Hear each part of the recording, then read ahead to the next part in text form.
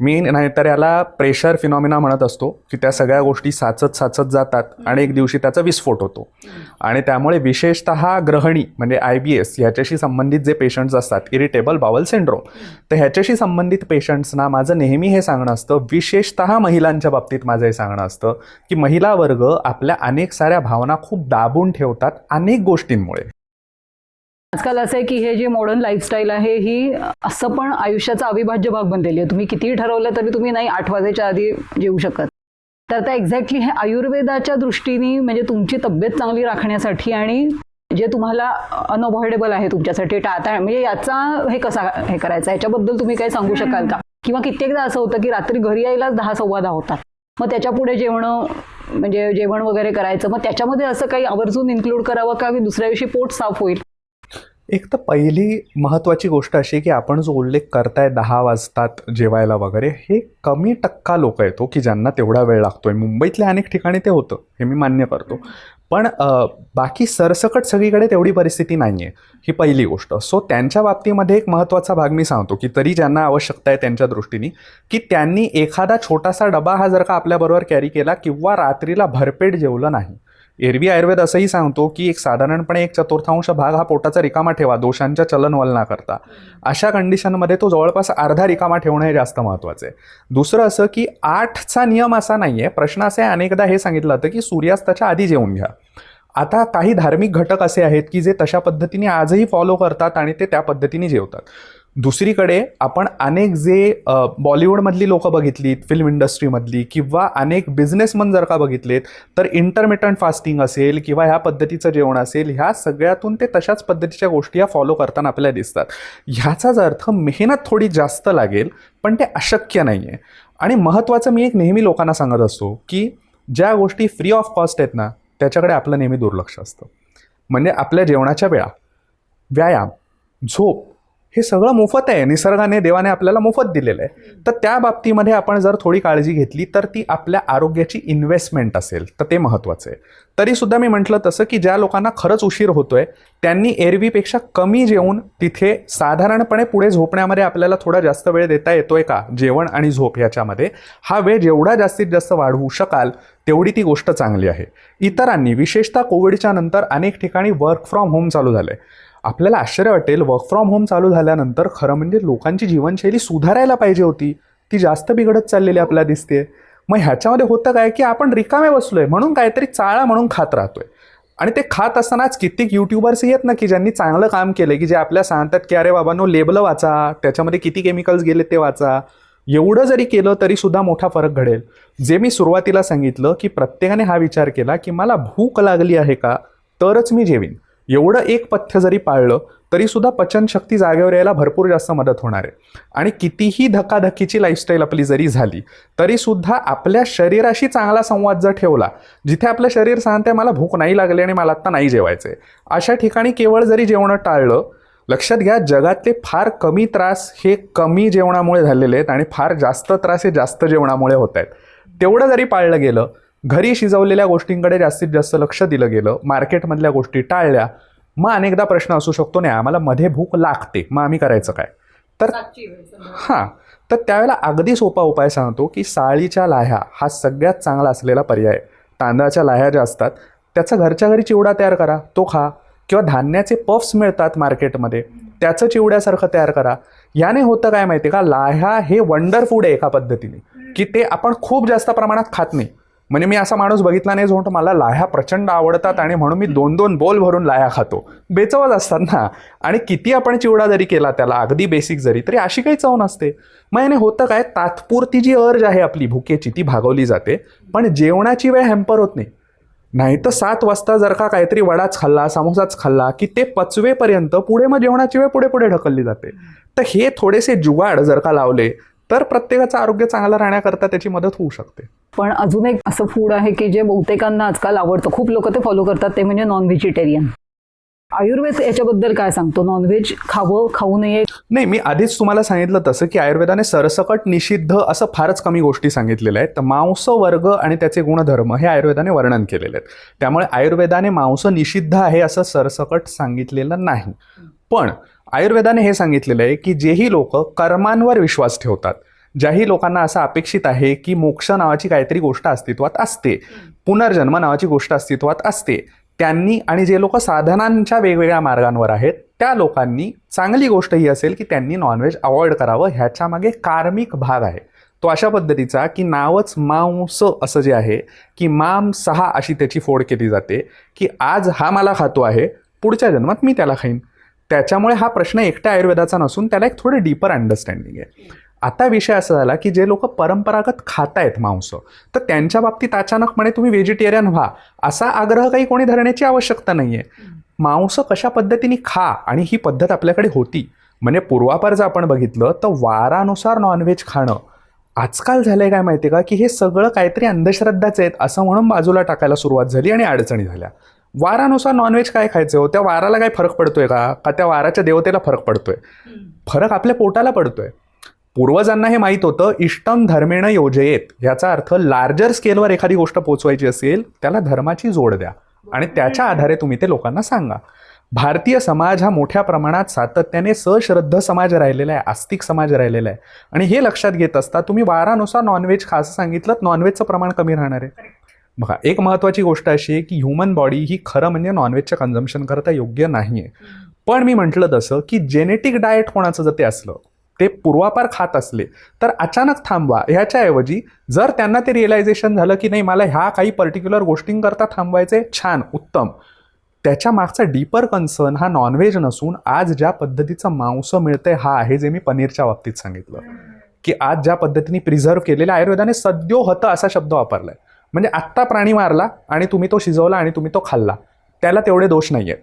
त्याच्यातही त्यांनी प्रकार सांगितलेत की कमी वयाचा मारू नका, वृद्ध मारू नका, मध्यम वयाचा, मग पूर्वी मृगया वगैरे जे प्रकार आपल्याकडे आलेले, शिकार करणे, हा तिथून आलेला प्रकार आहे. मग आज काय इम्प्लिमेंटेबल आहे त्याच्यातलं, तर जे नॉनव्हेज खातात त्यांनी पहिलं वार बघून त्यांच्याकडे जसं खाल्लं जात होतं त्यांच्या परंपरानुसार त्या पद्धतीने ते खावं. दुसरी गोष्ट, शक्यतो रात्रीच्या वेळेला नॉनव्हेज खाऊ नये. दुपारच्या वेळेला नॉनव्हेज खाल्लं तर दिवसभरामध्ये ते पचू शकतं, रात्रीच्या वेळेला खाल्लं हमखास त्रास होतात.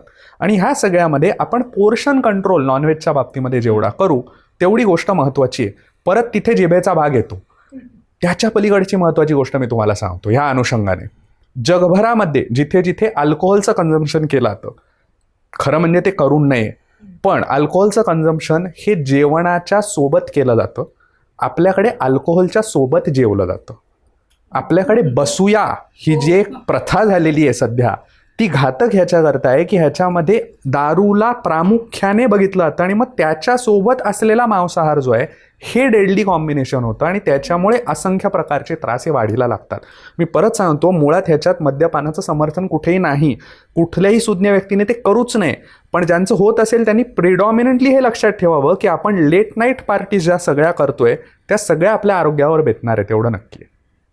फळं आणि सुकामेवा या ज्या दोन गोष्टी आहेत या सगळ्यांना खायला चालतात की त्याच्यामध्ये काही असं आहे म्हणजे अमक्या लोकांनी खावं किंवा तेवढ्यांनी जास्त खावं, वय वाढेल तसं ते प्रमाण कमी कमी करावं, असं काही आहे त्याच्यामध्ये? एक सगळ्यात महत्त्वाची गोष्ट अशी की सरसकट कुठलीही गोष्ट सगळ्यांनी खावी अशा पद्धतीची नसतेच. मी मगाशी म्हटलं तसं कस्टमायझेशन आपल्या पोटाला युजफुल आहे का नाही. सोपी गोष्ट काय कळण्याची, आपण खाल्ल्यावरती ते आपल्याला पचतंय का नाही. अनेक लोक असे असतात की आयुर्वेदाने मूग ही गोष्ट सदापथ्य असं सांगितलेली आहे की कायम खाल्ली जाऊ शकते अशा पद्धतीचं एकमेव कडधान्य, सन्माननीय अपवाद असं आपण म्हणूया. काही लोकांना नेमका तोच पचत नाही, असेही लोक असतात. आयुर्वेदाने गुल्म नावाचा व्याधी सांगितलंय की ज्याच्यामध्ये मूग निषिद्ध सांगितलेत. ह्याचाच अर्थ सरसकटीकरण नाही. गुल्मा पोटाचा व्याधी आहे एक प्रकारचा, म्हणजे त्याला बाकीचे बरेच सारे प्रकार आहेत गुल्माचे, पण पोटामधला विशेषतः.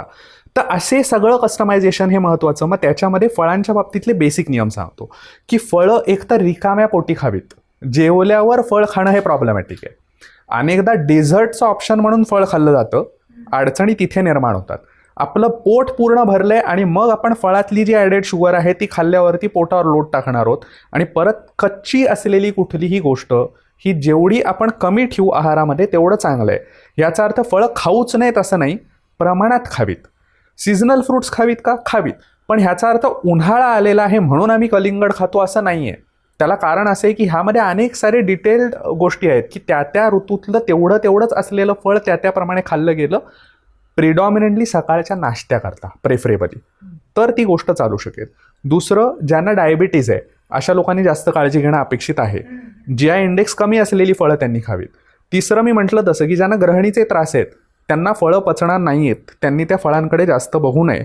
ज्यांना अल्सरेटिव्ह कोलायटिस सारखा त्रास आहे त्यांनी पतली मलाईसारखी गोष्ट आवर्जून आहारात ठेवावी, जे आपण शहाळ्याच्या आतलं जे हे म्हणतो खोबरं जे म्हणतो, तर ते परत आता त्यांच्याकरता अडचण काय आहे, तेच खोबरं जर का पूर्ण फॉर्म झालं नारळामध्ये तर ते पित्त वाढवतं आणि म्हणून मोदक खाल्ल्यावरती अनेकांना ॲसिडिटीचा त्रास होतो, कारण गूळ आणि खोबरं हे दोन्ही त्यातलं पक्व असलेल्या ज्या गोष्टी आहेत हे पित्त वाढवतात.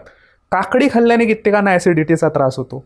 या सगळ्या गोष्टी जर आपण लक्षात घेतल्यात आपल्या कळेल की पोटाचं आरोग्य नीट राहण्याकरता प्राधान्याने शिजवलेले पदार्थ आणि जेव्हा नाही त्यावेळेला भूक लागली असेल त्यावेळेला फळं खाणं ही गोष्ट जास्त युजफुल आहे. म्हणजे सॅलड मान्य नाही, जे सॅलड म्हणून आपण खातो विदाऊट हीट, म्हणजे काप केले मग त्याच्यात 2-4 गोष्टी जरी तुम्ही ऍड केल्या आणि वरून ऑलिव्ह ऑइल वगैरे ही आता झाली परत वेस्टर्नाइज मेथड, किंवा आपल्याकडच्या पारंपरिक कोशिंबिरी. आपण पूर्वी कोशिंबिरी करायचो ज्याच्यात दाण्याचं कूट नारळ वगैरे, पण मग ते आयुर्वेदाच्या ह्यानी काय म्हणजे कच्चं खाऊ नये असं आता तुम्ही म्हणजे जे म्हणालात त्यानी तुमच्या प्रश्नातच त्याचं उत्तर दडलेलं आहे की salads is not equal to कोशिंबीर. आणि म्हणून जर आपण पूर्वी बघितलं तर आपलं पान वाढण्याची डावी आणि उजवी ही जी पद्धत आहे तिथे महत्त्वाची आहे. आपण कोशिंबीर कधीही भाताच्या जागी वाढत नव्हतो. डाव्या हाताला वाढलेल्या गोष्टी ह्या कमी खाव्यात तुलनेमध्ये, हे त्यांनी स्पष्ट सांगितलेलं आहे. कारण आपण जनरली रायटी असतो त्यामुळे उजव्या हाताच्या गोष्टी त्याच्या तुलनेत जास्त आणि मध्ये आहे ते आपलं प्रिडॉमिनंट फूड. ह्या पद्धतीने आपली पानांची रचना होती. आता झालंय काय, आपल्याला रांगेत उभं राहून कैद्यांसारखं खाण्याची सवय झालेली आहे प्रत्येक ठिकाणी, त्यामुळे हे सगळं आपण विसरलोय. मग कोशिंबीर चालेल का? चालेल ना, पण प्रमाणात. उद्या जर कोणी मला म्हणालं की नाही मी सलाड जेवणाचा ऐवज म्हणून खातोय तर नक्की ॲसिडिटी होणार आहे आणि ते परत आमच्याचकडे येणार आहेत. माझी नेहमीची तळमळ ही असते की लोकांना वैद्याची पायरी कमीत कमी चढायला लागावी ह्याच्याकरता मेहनत घालणं हे वैद्याचं पहिलं काम आहे. आपल्याला आश्चर्य वाटेल पण आयुर्वेदाच्या ग्रंथांमध्ये वैद्याचं पहिलं स्थान कुठे असावं असं सांगितलं माहिती आहे का? महानस ह्याचा अर्थ किचनमध्ये. राजाच्या किचनमध्ये एक वैद्य कायम तैनात असायचा, कारण काय पदार्थ कसे बनतायत याच्यावरती त्याचं संपूर्ण आरोग्य अवलंबून असणार आहे याच्याकरता ते सांगितलेलं आहे. आणि म्हणून कोशिंबिरी खायला हरकत नाही. वेगवेगळ्या प्रकारच्या कोशिंबिरी आवर्जून खाव्या, पण भाजीचा ऐवज म्हणून पोळीचा ऐवज म्हणून खाऊ नयेत. कोशिंबीर म्हणून त्या खाव्या, तर पोटाचं आरोग्य चांगलं राहायला त्याची मदत होते. पण म्हणजे त्या पचायला जड असतात किंवा असं असं काही आहे अर्थातच हा जो प्रकार असतो असे एक सोपी गोष्ट आहे की हो ऑफकोर्स सोपी गोष्ट आहे की जर ते पचायला हलकं असतं किंवा सोपं असतं तर आपण आगीचा शोधच लावला नसता ना. सोपी गोष्ट झाली असती. म्हणजे सगळ्या गृहिणींना किती सुट्टी मिळाली असती की ते म्हणाले असते की सगळ्यांकरता रात्रीला काय सॅलड, काही शिजवायचं नाही, काही करायचं नाही, फक्त चॉपिंग करायचे, वरून काहीतरी आपण ड्रेसिंग ड्रिझल केलं आणि खायला दिलं. नाही तसं होत ना ह्या सगळ्या गोष्टींनी. दुसरी गोष्ट अशी मी परत आपल्याला सांगतोय, सलाडचा गवगवा कुठून आला? ज्या देशांमध्ये सकाळपासून नॉनव्हेज खाल्लं जातं, बेकनपासून बीफपासून यांची सुरुवात होते, ज्यांच्याकडे नॉनव्हेजचे मी जसं मगाशी म्हटलं की वार बघून खाण्याची पद्धतच नाही आहे, त्यांना पोटाचं आरोग्य नीट राहावं. पोटाचं आरोग्य नीट राहण्यापेक्षाही त्यांना सकाळी शौचाला साफ व्हावं, रफेज म्हणून सॅलड त्याच्यासोबत खाण्याची पद्धत आली. आता जी पद्धत आपल्या देशात नॉनव्हेज खाण्याच्या बाबतीत नाहीच आहे तिथे त्याचा आग्रह आपण का धरावा? किंवा आपलं वातावरण हे युरोपसारखं आहे का, अमेरिकेसारखं आहे का? नाही आहे. मग मी म्हटलं जसं की त्या देशातलं वातावरण जसं आहे, क्लायमेट जसं आहे, तापमान जे आहे त्यानुसार त्या देशातला आहार असला पाहिजे. आणि हा प्रगाढ विचार आपल्या पूर्वजांनी केला आहे. आणि म्हणूनच काश्मीर ते कन्याकुमारी एकच एक आहार हा कधीही आपल्या देशात घेतला जात नव्हता. त्या ठिकाणच्या ज्या पाककृती बदलल्या ह्या त्यानुसार बदलल्या. तर त्याचप्रमाणे तुम्ही भारतात काश्मीर ते कन्याकुमारी कुठेही बघा, कुठेही आपल्याला सॅलड हा जेवणाचा ऐवज पर्याय म्हणून वापरलेला दिसत नाही. कोशिंबिरी वेगवेगळ्या दिसतात. अगदी साऊथमध्ये गेला पचडीचे वेगवेगळे प्रकार आपल्याला सध्यामध्ये वाढलेले दिसतात, पण ते एवढे असेच वाढलेले दिसतात. मध्ये खातात ते भातच खातात. खूप लोकांचा गोंधळ असतो, पाणी कसं प्यावं. जेवणाच्या मध्ये पिऊ नये असं सांगतात, जेवणानंतरही लगेच प्यायचं नाही, मग आधी. आणि याच्यातनं कधी कधी काय होतं की पाण्याचा ओव्हरऑल इंटेकच तुमचा कमी होतो, किंवा तहान लागली नाही तरी पण मग पाणी प्यायला तर पाहिजे असं म्हटलं जातं. मग हे काय म्हणजे आयुर्वेद याच्याकडे कशा आहे बघ? मजेची गोष्ट अशी, आयुर्वेदाने असं नाही सांगितलंय. आयुर्वेदामध्ये आचार्य सुश्रुतांनी स्पष्ट सांगितलेलं आहे की ज्यांना आपलं वजन कमी करायचं आहे त्यांनी जेवणाच्या आधी पाणी प्यावं. याचा अर्थ फक्त एवढंच बघून वजन कमी करायचं झटपटीत आधीच 1-1 लिटर पाणी पिऊ नये हे मी प्रेक्षकांना आवर्जून सांगेन आपल्या. पण महत्त्वाची गोष्ट आहे की ज्यांना वजन कमी करायचे त्यांनी आधी पाणी प्यावं. सोपं कारण आहे ना, भूक थोडीशी कमी होते. ज्यांना आपल्याला वजन वाढवायचं आहे ह्याच्याकडे लक्ष द्यायचं आहे त्यांनी जेवणाच्या शेवट थोडंसं पाणी प्यावं. आणि ज्यांना आपलं वजन समप्रमाणात ठेवायचं आहे त्यांनी जेवताना मध्ये मध्ये मध्ये मध्ये थोडंसं पाणी प्यावं.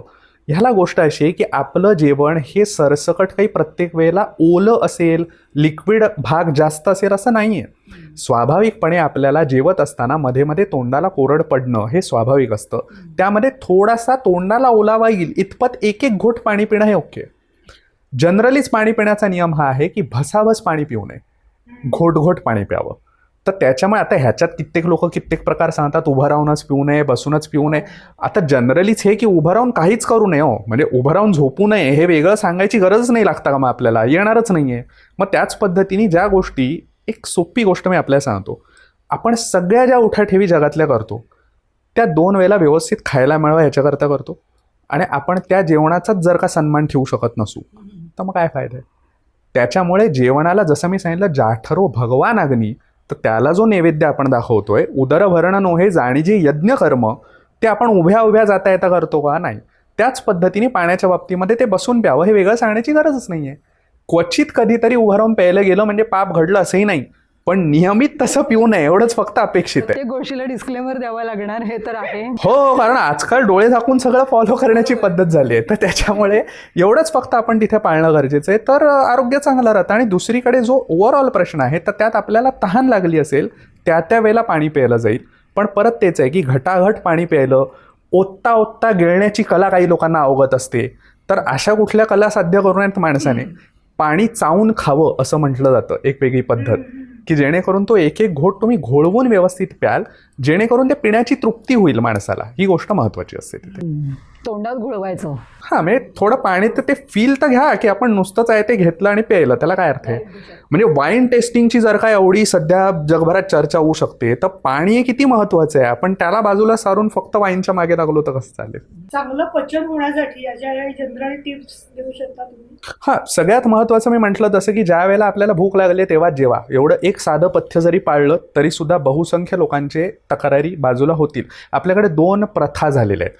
एक प्रथा आहे की जी म्हणते की एक स्कूल ऑफ थॉटने दर 2 तासाने खा.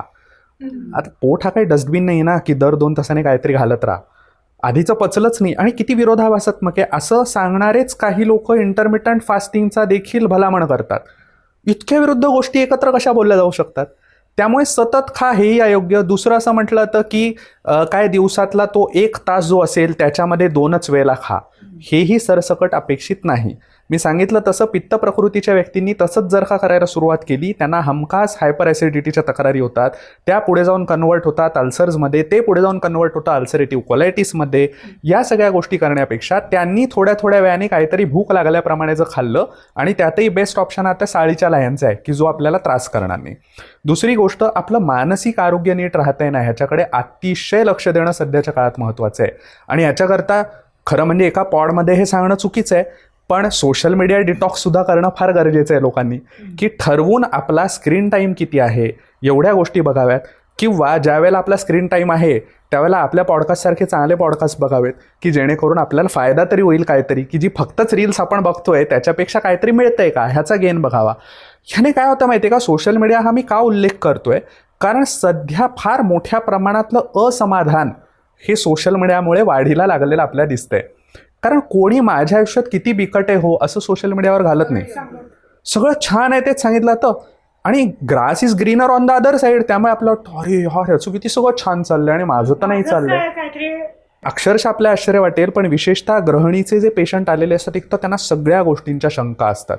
म्हणजे आम्ही नेहमी असं म्हणतो की पहिला फोन आला अपॉइंटमेंट करता की आमच्या रिसेप्शनिस्टला सुद्धा कळलेलं असतं की हे ग्रहणीचे पेशंट आहेत. आणि म्हणजे त्याचा अतिसाराशी हां, ग्रहणी हा आयुर्वेदाने खूप लार्ज स्केलवरती वर्णन केलेला रोग आहे की ज्याच्यामध्ये पोटाच्या IBS पासून क्रॉन्स डिसीजपर्यंत जेवढाही स्पेक्ट्रम आत्ताच्या घडीला आधुनिक वैद्यक सांगते तो सगळा कव्हरअप झालेला आहे. आणि मग त्याच्यामध्ये हायपर ॲसिडिटीचे उल्लेखसुद्धा आपल्याला आढळतात. मी म्हटलं जसं की त्या गोष्टी पुढे वाढत जाऊन कशा अल्सर्समध्ये जात आहेत, डिओडिनल गॅस्ट्रिक दोन्ही प्रकारचे अल्सर्स असतील.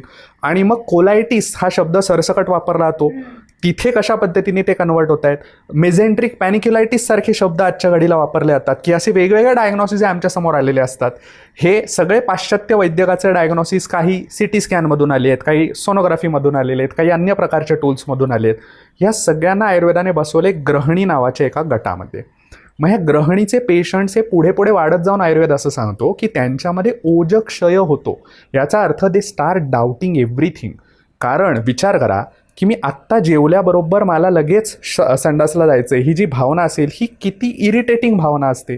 कित्येक पेशंट अगदी काकुळतेला येऊन सांगतात की डॉक्टर मी घराबाहेर पडू नाही शकत. ह्याला कारण असे की मला सतत हा विचार करावा लागतो की मध्ये कुठे मला वॉशरूम मिळेल का नाही.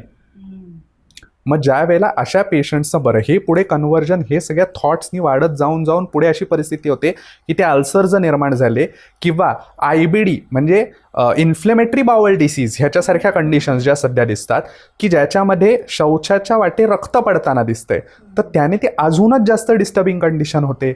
मग ते अजून सगळं बिघडत जातं. हे सगळं त्या ग्रहणीच्या मध्ये बसवलेलं आहे. आणि म्हणून आजच्या घडीला जेवढा सूक्ष्म विचार आयुर्वेदाने या सगळ्या गोष्टींचा केला आहे तेवढा फार कमी ठिकाणी दिसतो. आणि म्हणून या सगळ्या प्रकारचे जे पेशंट्स आमच्याकडे येतात त्यांना चांगल्या पद्धतीचे रिझल्ट्स येतात, प्रोव्हाइडेड मी 2-3 गोष्टी ज्या सांगतो. पहिली गोष्ट पेशन्स.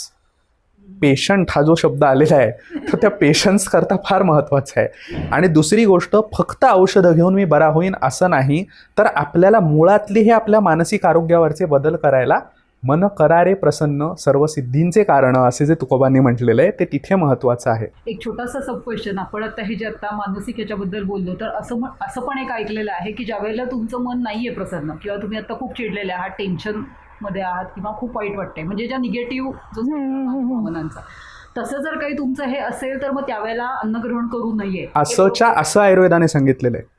तुम्ही जे शब्द वापरले तसं आयुर्वेदाने सांगितलेलं आहे की कुठल्या वेळेला अन्न ग्रहण करू नये. त्याचा हा प्रमुख असलेला भाग आहे की ज्या वेळेला उद्वेगजनक गोष्टी झालेल्या आहेत अशा वेळेला अन्न ग्रहण करू नये. स्वाभाविकपणे आपली जी नर्वस सिस्टम आहे, आपला जो वॅसोवेगल टोन आहे तो बिघडलेला आहे, तो वेगळ्या परिस्थितीत आहे. आणि अशा स्थितीत स्वाभाविकतेने जे सिग्नल्स कमी झालेत गॅस्ट्रिक सिक्रिशन्सचे किंवा पुढच्या एन्झाईम्सच्या सिक्रिशन्सचे, ते सगळे सिग्नल्स कमी झालेले असताना आपण ज्यावेळेला जेवणाची भर घालतो आणि काही जणांच्या बाबतीत ज्यावेळेला हे सातत्याने घडत राहतं त्यावेळेला ते सगळं पुढे कोलॅप्स होत जातं.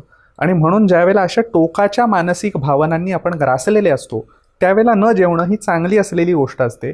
किंवा अगदीच परिस्थिती असली खावं लागणार आहे तर मग छोटंसं की जे पचायला हलकं असेल अशातल्या गोष्टी जर तेवढ्या पुरत्या खाल्ल्या तर त्या ठीक, टाळल्या तर त्या सर्वोत्तम.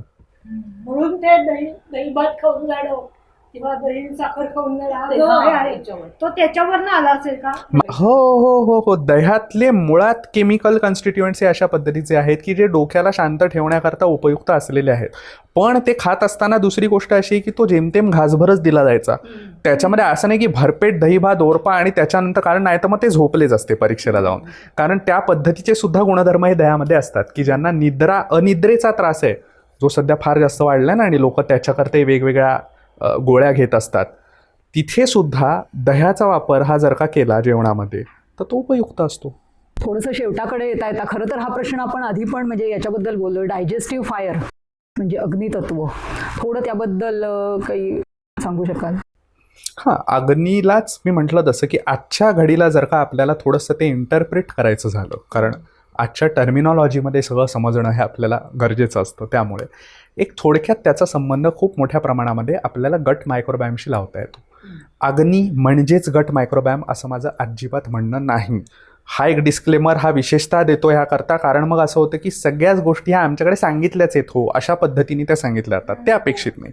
पण दुसरीकडे आपल्याला गट मायक्रोबायोमशी का, की जसं मी आपल्याला म्हटलं तसं की आजचे लेटेस्ट रिसर्च हे पार्किन्सोनिझमपासूनच्या अल्झायमर्सपासूनच्याही सगळ्या गोष्टी ह्या गट मायक्रोबायोमपासून ओरिजिन होत आहेत असं ज्यावेळेला सांगतात, त्यावेळेला मग आपल्याला वाताचे असलेले जे वेगवेगळे 80 प्रकारचे त्रास आयुर्वेदाने सांगितले आहेत की जे अग्नीशी संबंधित आहेत, मग पित्ताचे 60 प्रकारचे असतील, कफाचे 30 प्रकारचे असतील, या सगळ्या गोष्टी या अग्नीशी संबंधित आहेत.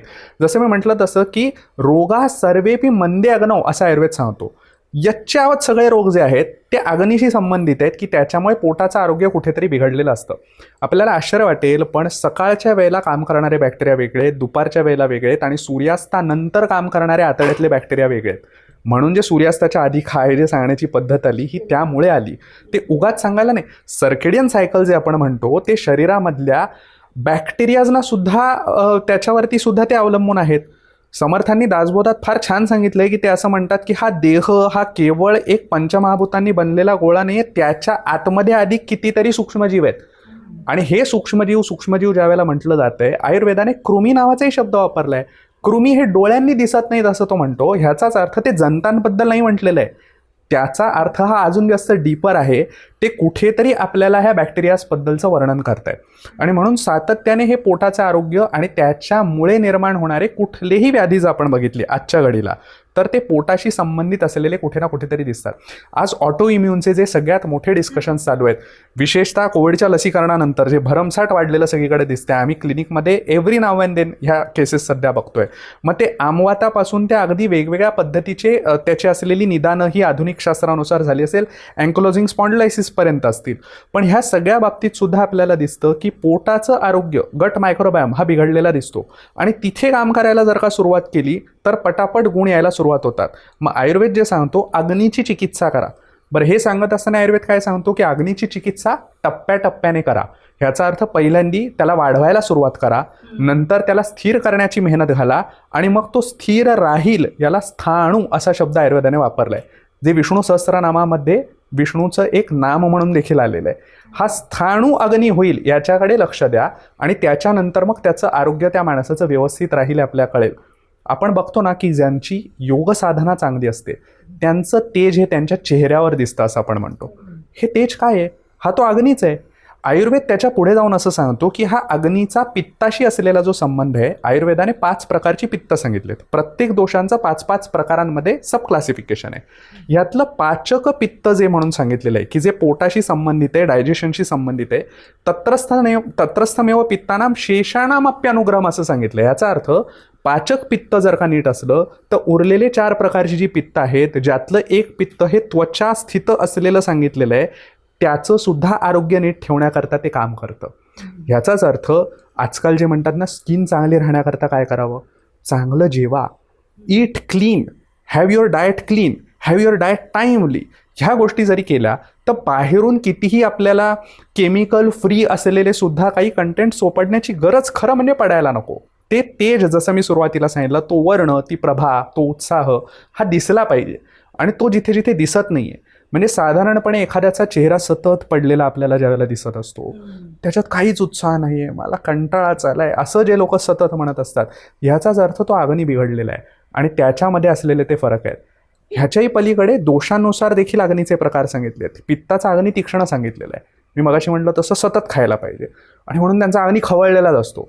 म्हणून एवढीशी काहीतरी गोष्ट आली की तो सतत असा खवळतोच. त्याच्याचप्रमाणे वाताचा विषम अग्नी सांगितलाय. ह्याचा अर्थ नथिंग इज प्रेडिक्टेबल. आत्ताच्या घडीला त्यांना भूक लागली असेल, तुम्ही आत्ता त्यांना विचारा की काही खायला हवंय का, तेव्हा नको आत्ता भूक नाही आहे. आणि काहीतरी कोणीतरी खातंय असं बघितलं की तेव्हा थोडी भूक लागल्यासारखं वाटतंय. हा वाताचा अग्नी, कारण तो विषम आहे. कफाचा मुळातच मंद सांगितलंय, त्यामुळे ते लोक कमी खातात. काही लोक असतात म्हणतात ना की मी फक्त हवा खाल्ली तरी माझं वजन वाढतं, आणि काही लोक जे असतात ते म्हणतात मी काही खाल्लं तरी सुद्धा माझं वजन वाढत नाही. आता आजच्या परिभाषेत ह्याला फक्त मेटाबॉलिक रेट असं म्हणून बघितलं जातं. हा मेटाबॉलिझमचा रेट कशावरती डिपेंडंट आहे? हा आपल्या अग्नीवरच डिपेंडंट आहे. अग्नी जेवढा तीक्ष्ण आहे तेवढा तो रेट जास्त आहे, आणि अग्नी कम्पॅरेटिव्हली जर मंद असला तो रेट कमी आहे. त्यामुळे ह्याचा बॅलन्स जर का सगळा केला तर ते सगळं व्यवस्थित साध्य होऊन आपलं आरोग्य सगळ्या प्रकारच्या प्रकृतींचं नीट राहण्याकरता त्याची मदत होते. बडीशेप, जिरं हे एकत्र करायचं आणि त्याची पावडर करून ठेवायची आणि ते प्यायचं पाण्यात घालून, किंवा ते नुसतं खायचं, सेवन करायचं. जेवणानंतर आपण बडीशेप खातो त्याच्याऐवजी समप्रमाणात जिरं घालायचं. तर त्यांनी बऱ्याच बाबतीत म्हणजे पोटाचे ज्यांना तक्रारी असतात त्यांना तो एक म्हणजे गुणकारी त्यांच्यासाठी हे आहे. तर काय याच्यामध्ये एक्झॅक्टली? मी हाच नाही, ह्याच्या सारख्या सगळ्या टिप्सच्या बाबतीमध्ये एक महत्त्वाची टिप देऊन ठेवतो की आपल्याला अंगठा दिलेला आहे ना देवाने, खूप महत्त्वाचं आहे. त्यामुळे त्याने लॉंग प्रेस करायचं आणि डिलीट करून टाकायचं. हे मी याकरता सांगतोय की बघा, मी टिप ही देतो की कुठलीही टिप कोणी जर दिली तर पहिला प्रश्न हा आहे की इज इट रिसर्च प्रूव्हन? याच्या मागे काही रिसर्च गेला का, संशोधन झालं आणि ते प्रूव्ह झालं का? उत्तर हो असेल, ठीक आहे, विचार करता येईल. दुसरी गोष्ट, आयुर्वेदाच्या नावे जर का ते असेल तर आयुर्वेदाच्या कुठल्या ग्रंथात याचा उल्लेख आहे? जसं मी आपल्याला सांगितलं की पाणी पिण्याच्या नियमांचा उल्लेख हा सुश्रुत संहितेत आहे. त्या पद्धतीने जो कोणी अशा टिप्स पास करतो आहे त्याचं हे कर्तव्य आहे की त्याने त्याचा रेफरन्स द्यावा. विदाऊट रेफरन्स मला काहीतरी वाटलं म्हणून मी काहीतरी सांगायला सुरुवात केली, ह्याला काही अर्थ नाही आहे. म्हणजे नवरात्रींच्या बाबतीत झालं ना, प्रत्येक दिवसाचे एक रंग, हे मार्केटिंग स्ट्रॅटेजी म्हणून आलं आणि आपण धार्मिक असल्याप्रमाणे स्वीकारलं. तर ही गोष्टच आयुर्वेदाच्या बाबतीत होते, ही गोष्ट इतिहासाच्या बाबतीतही होते. त्यामुळे ती काळजी आपण घेणं गरजेचं आहे. रेफरन्स व्हॅल्यू आहे का, आणि दुसरी गोष्ट ओरिजिनल रेफरन्स कुठे आहे, रिसर्च व्हॅल्यू आहे का आणि ओरिजिनल रेफरन्स कुठे, ह्या दोन गोष्टी बघणं हे अत्यंत महत्त्वाचं असतं. आता राहिला प्रश्न की प्रिसाइजली त्या जिऱ्याच्या आणि बडीशेपेचा, तर एक तर अशा पद्धतीचा संदर्भ आयुर्वेदामध्ये नाही. दुसरं, आपण जसं मगाशीच म्हटलं की जेवल्यानंतर पाणी कोणी प्यायचं आहे, हे फार मर्यादित लोक आहेत. तिसरी गोष्ट, मी नेहमी असं सांगत असतो की बडीशोपेच्या बाबतीमध्ये काळजी काय घ्यायची आहे, तर आयुर्वेदामध्ये भावप्रकाश निघंटू किंवा अन्य जे निघंटू ग्रंथ ज्याच्यात वनस्पतींचे गुण काय आहेत असं सांगितलंय, त्यामध्ये बडीशोपेबद्दल असं म्हटलंय की बडीशोप ही पचनाला मदत करते, पण ती शुक्र घन आहे, याचा अर्थ ती शुक्र धातूकरता घातक आहे, म्हणजेच ती जपून खावी. आणि म्हणून पचनाला मदत करणारी, अग्नी वाढवणारी असूनही ती जेवणाच्या सुरुवातीला आपण खात नाही, कारण जेवणाच्या सुरुवातीला खाल्ली तर ती शुक्रावरती निगेटिव्ह काम करेल. जेवणानंतर घेतली आणि कमी प्रमाणात जर का घेतली तर ती तशा पद्धतीचं काम करणार नाही. जर एखाद्याला काहीतरी चहाचा किंवा कॉफीचा ऑल्टरनेटिव्ह म्हणून घ्यायचं असेल तर धन्याजिऱ्याचं पाणी हा जास्त इफेक्टिव्ह असलेला त्याचा ऑल्टरनेटिव्ह आहे. ह्याला प्रकृतीची फारशी बंधनं नाही आहेत. प्रोव्हायडेड 1 कपभर एवढंच घ्यावं, चहांच्या वेळांना घ्यावं आणि तेही भिजत घालू नये.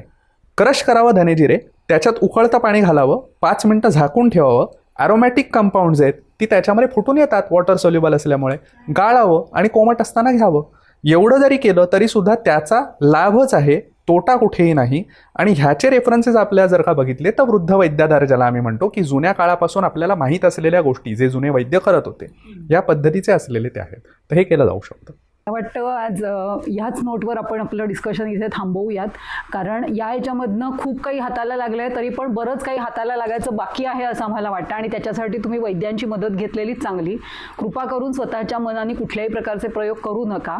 जे काही आजचं पॉडकास्ट आम्ही अरेंज केलं होतं त्याचा मुख्य हेतूच हा होता की लोकांच्या मनातले जे काही गैरसमज आहेत ते दूर व्हावेत त्याच्या माध्यमातून. आणि काही बेसिक गोष्टी मात्र तुम्ही जे जाता जाता करू शकता, रोजचं स्वयंपाक करताना किंवा जेवताना, त्या तुम्ही करू शकाल. आणि त्या याच्यातनंच आपण आज हे अरेंज केलं होतं. सरांनी आज इथे येऊन आपल्याला खूप काय म्हणूया त्याला, वेगळ्या प्रकारच्या टिप्स असं नाही म्हणता येणार, पण खूप वेगळी इन्फॉर्मेशन शेअर केली आणि त्याबद्दल जर मनापासून आभार. एपिसोड आवडला असेलच, जास्तीत जास्त लोकांपर्यंत तो शेअर करा. चॅनलला सबस्क्राईब करायला विसरू नका. धन्यवाद.